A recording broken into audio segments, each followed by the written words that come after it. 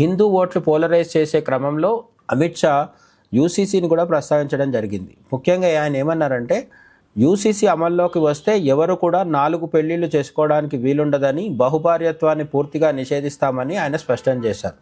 ఇప్పుడు మన దేశంలో యూసీసీ లేకపోవడంలా, అంటే అన్ని మతాలకి ఒకే రకమైన యూనిఫామ్ సివిల్ కోడ్, ఉమ్మడి పౌరస్మృతి లేకపోవడం వల్ల హిందువులు లేదా క్రిస్టియన్లు ఇతర మతస్థులు ఎవరైనా సరే ఒకసారి ఒక పెళ్లి మాత్రమే చేసుకోవాలి. అంటే ఒక భార్య ఉండగా రెండో పెళ్లి చేసుకొని ఇంకొక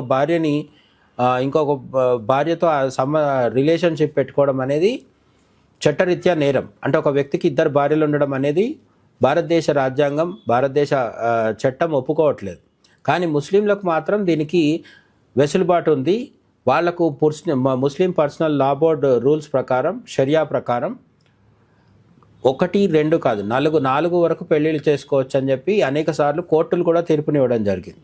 ఈ పరిస్థితి పోయి అన్ని మతాలకి ఒకే విధమైన వివాహ సంబంధమైన, విడాకులకు సంబంధించిన, ఆస్తి వారసత్వానికి సంబంధించిన, దత్తత తీసుకోవడం, పిల్లల్ని దత్తత తీసుకోవడం విషయంలో ఇవన్నిటికి సంబంధించి ఒకేలాంటి రూల్స్ ఉండాలి. అంటే ఉమ్మడి పౌరస్మృతి రావాలి. దాన్ని బీజేపీ తన ఆవిర్భావ దినోత్సవం మొట్టమొదటిసారి బీజేపీ ఏర్పడ్డ రోజు నుంచి కూడా తాను చెప్తూ వస్తుంది.